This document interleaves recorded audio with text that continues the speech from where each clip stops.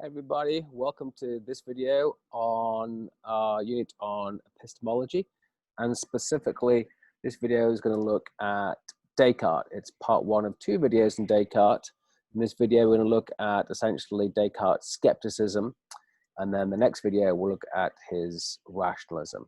Okay, before we get into Descartes, let's just remind ourselves of the work you did earlier and notice that essentially there are three kind of theories of knowledge, three ways to think about how we come to know stuff, right? The first theory is skepticism, which says you can't know anything. It's impossible to say you know anything. And what you deal with instead is just varying degrees of belief. So skepticism is the claim that you cannot know anything. Then empiricism is the claim that you come to know things only if you can have an experience of them, right? So knowledge is built up through our experiences of the world, okay? And then thirdly, we have rationalism that says that our senses are not to be trusted or are dodgy or give an incomplete picture. And rationalists argue that actually true knowledge comes from thinking, that is, through understanding concepts and their relationship to one another. Okay. So when we think about these three approaches, skepticism, rationalism, and empiricism, we're going to tackle skepticism and rationalism through a study of Descartes. Now, I should say at the outset, Descartes is a rationalist. If you get a question about Descartes and it says, was he an empiricist, rationalist, or skeptic? He is a rationalist because he believes ultimately that the foundation of knowledge comes from internal thinking about things rather than from external senses. However, he's a good vehicle for understanding skepticism because he adopts, as we'll see today, an incredibly skeptical approach to our knowledge of the world. And although he ultimately becomes a rationalist, the first part of today's video, in fact, explores his skeptical methods. Empiricism we'll look at next, and we'll look at essentially John Locke and David Hume, and that'll be a good counterpoint to Descartes. So,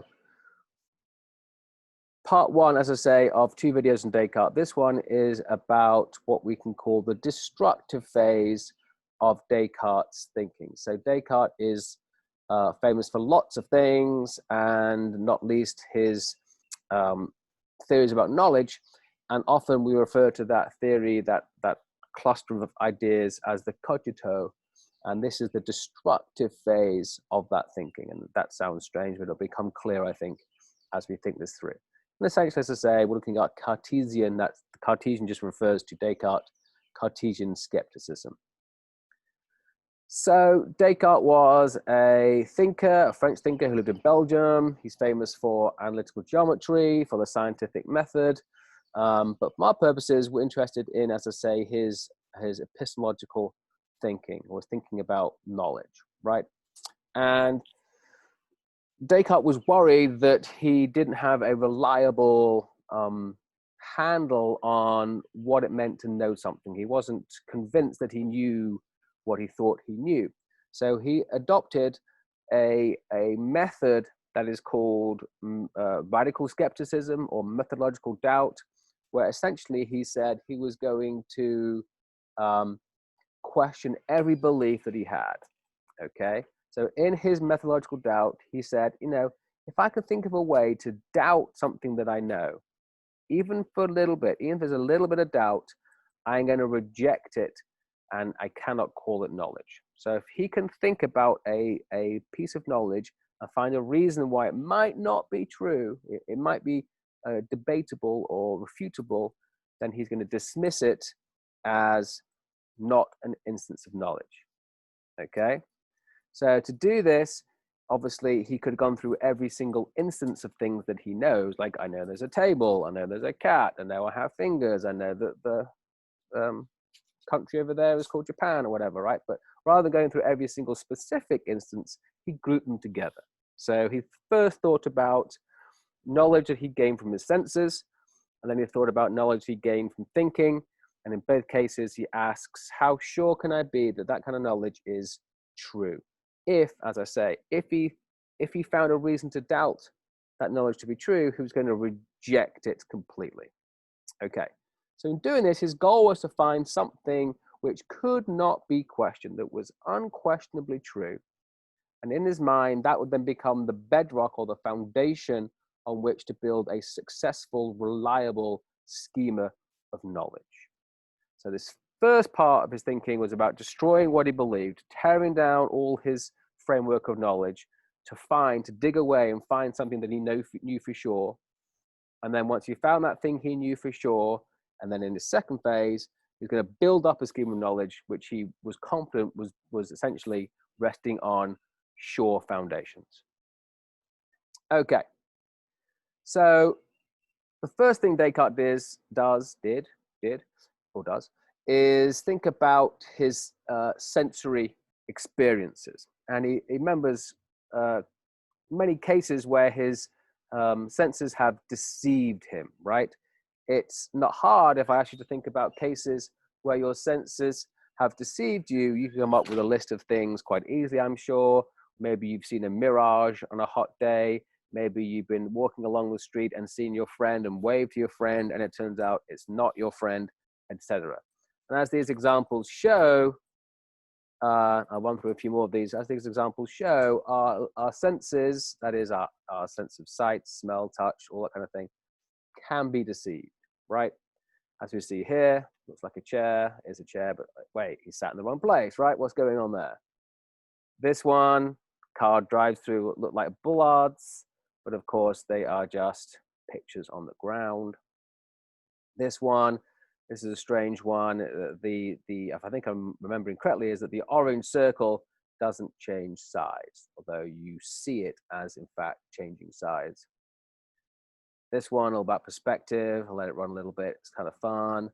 Again, all these are illustrating that if you rely on your sensor to know what's going on, you would be mistaken. You think, oh, that big picture on the wall behind him, right? That picture, that portrait, that's a nice picture. And oh, look, it's not, right? So you're mistaken. And this last one is kind of weird, and it works for most people, but not everyone. If you look at this picture of the train, the subway train, if you look at it for long enough, it changes direction. So the question is it coming towards you, or is it leaving? Is it coming into the station, or is it leaving the station? If you look at it, it kind of changes direction. So, whoa. So all that is sufficient in Descartes' mind to show that his senses can be fooled. And I think that's a pretty uncontroversial claim. We think, as I say, we can all think of examples from our own experience, and the last slide with all those illusions show that our senses can indeed be fooled. And Descartes suggests that, well, it's a mark of prudence never to place our complete trust in those who have deceived us once before. Okay? So this seems like he's dismissed empirical knowledge from senses. But then he thinks a bit hard and says, well, I mean, the thing about illusions is that ultimately we know they are illusions, right? So for the mirage, it's a mirage and I'm fooled, and maybe I walk up to it, but ultimately I figure out it's not really water. It is a trick of the light, okay? Same with, for example, the picture of the bollards on the floor in the last slide. Yes, you're fooled momentarily, but ultimately your senses adjust when you look at it at a different angle or whatever, and you can pretty obviously tell it's just a picture on the floor. So maybe our senses are fooled sometimes, but if we are robust in thinking and applying them in different ways, then they can tell us the truth. So maybe, don't know. But then Descartes introduces an even more powerful argument against relying on our senses, and this is a pretty famous dream argument. And the question that he poses, which is one that a lot of people perhaps have thought about, is how do I know at any given moment whether I am dreaming or not? Okay, so notice he is not saying, oh, life could be one long dream. He's not saying that we're trapped in this kind of Matrix-esque dream life. That's not what he's saying. What he's saying is that we all dream, and when you're in a dream, that there's no way, he says, to perhaps be sure that that is a dream and not reality. Okay, and Responses to this may include, well, my dreams are crazy. You know, I do strange things. I fly. Time's chopped up. There's not a single narrative. I do all this crazy stuff. And of course, the point is that sometimes you may have a crazy dream, and you might know you're having a dream. So it's a dream. But his argument is that, like right now, as you watch this video, is it impossible to rule out the possibility you're having a really boring dream? And it seems like no, right? So if it is the case, you're having this dream right now, you're watching this video, and your senses are telling you you're watching a screen, and perhaps you're touching your chair, maybe you've got a cup of coffee in front of you, you're touching all that stuff, but those things aren't real because actually you're in your bed asleep. Okay, so the dream argument is designed, and effectively, by most accounts, it shows that perhaps we can't be 100% sure that our senses give us an accurate account of the external world. So laying this out a bit more formally, this is kind of Descartes' argument. Premise one, we can't be certain that we are not dreaming. That's perhaps somewhat open, but you can think about that for yourself, but I think it's pretty hard to say you can be certain. Premise two, you cannot be certain you're not dreaming. You cannot be certain that what we sense is real. That follows. Premise three, if we can't be certain that what we sense is real, we cannot acquire knowledge through our senses. Therefore, we cannot acquire knowledge through our senses. Okay, this is a direct quote there from Descartes. I won't read it to you. You can read it if you're interested. So at this point, Descartes' like, well, I seem to have shown that I cannot trust my senses as a source of knowledge. For the illusions, and then more pressingly, the dream argument have shown I cannot rely on my senses. But then he wonders, well, even if I'm asleep, even if this is a dream, cannot I know some things, right? Isn't it true that in a dream, 2 plus 2 will equal 4? A triangle will have 3 sides. Those things are just true regardless of whether I'm asleep or not. And of course, what we're getting to here is rational knowledge. The next focus of his methodological doubt is rational knowledge. And he asks, is the reason to doubt rational knowledge? Is the reason to doubt things that are just true by thinking about them? And this is where he introduces another famous argument, something called the evil demon argument. Okay? And in this argument, he's saying, well, when I think about things, I am using my power of reason. Okay? So when I say 2 plus 2 equals 4, I'm using my reason, and I'm sure that 2 plus 2 equals 4 because I'm confident that my reason is doing a good job, right? But he wonders, what if? And again, this is a thought experiment that is out there and outlandish, and there's lots of modern iterations of this with brains in jars, and indeed The Matrix, the movie. But what if, when I think 2 plus 2 equals 4, some evil force, he calls it the evil demon, is manipulating my capacity to reason somehow and making me err. So I'm very confident, hey, 2 plus 2 equals 4, but in fact, 2 plus 2 equals 5. And this evil demon is just manipulating my brain somehow, so I reason ineffectively and incorrectly. This is an outlandish idea. Descartes wasn't saying this is what's happening. The point is, he's saying, can I be 100% sure that is not happening? And as he thinks about it, it seems he cannot be 100% sure it's not happening. Okay, so let's go through this one more time carefully. So this is kind of his argument here. When we reason that 7 plus 3 equals 10, there are 2 possibilities about what is going on. The first possibility is that my reason is working just fine, it's reliable, and 7 plus 3 does in fact equal 10. However, a second possibility is that some force, this evil demon, is manipulating my capacity to be reasoned, is affecting my thinking, and 7 plus 3 doesn't equal 10 at all. But the evil demon is making me think that it does. It's deceiving me. And importantly, we can trust our power of reason as a source of knowledge, according to this certainty bar that Descartes has put out there. We can trust our power of reason only if we can rule out option 2 here. And it seems, as we discussed, we cannot rule out option 2, and therefore our powers of reason cannot be trusted as a source of knowledge. So what he's saying is the evil demon attacks my rational powers. It's a possibility. It's highly, highly, highly, highly, highly unlikely. No one believes it, but you cannot rule it out for sure. And because Descartes is saying the only pieces of knowledge that he will take as true are things that he cannot doubt even a little bit, it seems like he has to rule this out too. Okay? So Descartes has dug down through empirical knowledge, dismissed that for the reasons of the illusion and the illusion and the dream argument. Then he thinks about rational knowledge. He's dismissed that, right? Because of the evil demon argument. And it's like, oh my God, what's left? What can I know? Can I know nothing?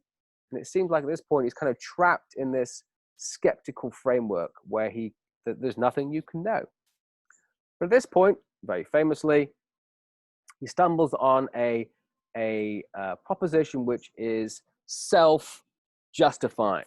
That is, you need no other justification than the proposition itself for it to be true. And famously, he says, cogito ergo sum, translated as I think, therefore I am. And of course, what he's saying here is the very fact I'm thinking is justification alone that I exist, because if there's a thought, I must be a thinker, I must exist. It doesn't matter that I am just a brain in a jar. It doesn't matter if I'm being manipulated by an evil demon. It doesn't matter if I'm asleep and this is all a dream, or my senses are being manipulated. All those things could still be true, but I know for certain I exist, because the very fact of having a thought is unquestionably justifying that I exist. And this is a piece of, therefore, foundational knowledge. It is a basic belief which justifies itself and on which we can justify other beliefs. Okay? So I think, therefore I am, is the thing that Descartes discovers as certain. He says, I'm certain of this piece of knowledge. I know that I exist. This claim, this piece of knowledge is immune to the evil demon argument, the dream argument, the illusion argument, etc. I know that I exist. Okay? In addition, and this is going to be important for the second part of this, he realizes that not only do I know that I exist, he says, I know the contents of what I'm thinking, the contents of my mind. So if I'm in pain, for example, it is unequivocally true that I'm in pain. Now notice, this is not the same as saying I know the cause of that pain. It's not even the same as knowing there is a cause of pain. I could just be imagining that pain, i.e. there's not a real, let's say I've got a pain in my leg, like a piece of glass been stuck into it, right? And I look at my leg and there's a piece of glass in it, I would assume that the pain in my leg is being caused by the glass. But let's say I've been fooled and I haven't got legs, there's no glass. I still feel pain, right? That's unequivocally true. The fact it isn't caused by anything I think it is doesn't matter. Okay, so he's saying that you can know the contents of what you're thinking. So the foundational piece of knowledge on which you will build up a framework of knowledge of the world is based on the claim that he says is unequivocally true, that I know I exist, I know I'm a thinking thing, and therefore I know the content of my thoughts. Okay? And just be careful and clarify this point once again. That is not the same as saying I know the contents of my thought are an accurate reflection of reality, right? So if I know I'm thinking about flowers, it doesn't mean the image I have of flowers is anything like what flowers really are, but I know I'm thinking about flowers. Okay? All right. At this point, he is in a place called solipsism. And this is the belief or the claim or the theory that all you can ever know is the contents of your mind, right? You can't know anything more than this. And of course, for this claim, for solipsism to be taken as true, we'd have to see how well Descartes builds up a frame of knowledge, as we'll do that in the next video. Excuse my dog. So, just to review here, Descartes began with a question about, can I have knowledge? Can I have knowledge of the external world, right? Can I know what is true, what is not true? And in the destructive phase, he went through knowledge that's based on his senses, with the illusion and dream argument, dismiss those. Nope, can't know anything about my world, anything about the world through my senses because they're not reliable. Similarly, with the evil demon argument, he said, not even my powers of reason can be 100% reliable, or at least I can doubt them, therefore dismisses them. He's left in his place. Oh, I can't do anything. And he comes up with cogito ergo sum, and this is his foundation. And then, as we'll see in the next video, he can build on this foundation to come up with what he sees is a framework of knowledge. Okay? All right, a lot in that. Obviously, if you have questions, email. But I think that covers what we might call the skeptical aspect of Descartes' cogito, or the destructive phase.